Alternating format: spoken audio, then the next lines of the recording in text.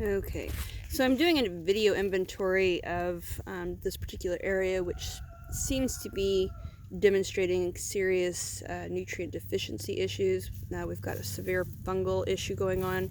So let's take a look here. We've got what looks like a dandelion species, maybe a lettuce species.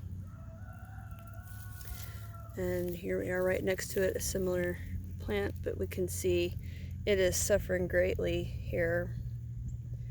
And my first year on the property, I saw this blight type situation. Obviously disease of some sort. In so many species, it was ridiculous. And it broke my heart because I had never seen anything like this. Which is what started me on my little, adventure to learn so much about plants. I'm not sure if you can see that very well, but you can see quite a few things here are suffering. Let's move on over here. There we go. And sometimes it can be confusing because, when plants start off in the spring, sometimes they're a little bit discolored anyways.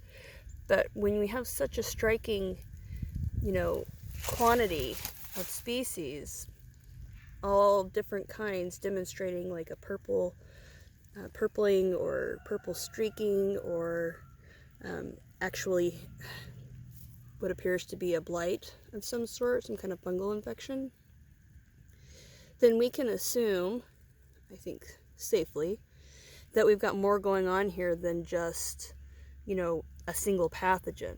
I think we can safely say that we have serious problems with the soil here. So, and if you watched the last video, you know that this is the paddock that one of the paddocks that I haven't worked with yet. So it is completely left to its own devices and is basically in the same condition it was when I first started working on this property. So let's see, and it goes on. So you can see this whole area here is, suffering. And it's not just in a line, it's this entire area.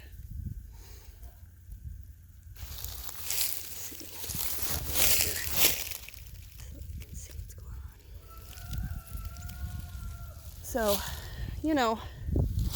observing every day, it's important. Helps us to identify problems with the soil or problems with the plant. Not just because we have a problem with the soil doesn't mean we also don't have a pathogen here that's compromising our plants.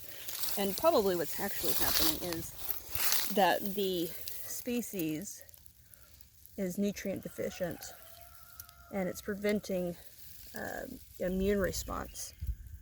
So the plants are, basically defenseless against the pathogen. So, let's see if we can find anything else here. So even like, how aggressive a little, it's probably a honeysuckle. It's even suffering here. So, they're pretty aggressive and pretty hardy. There we go, there's some more.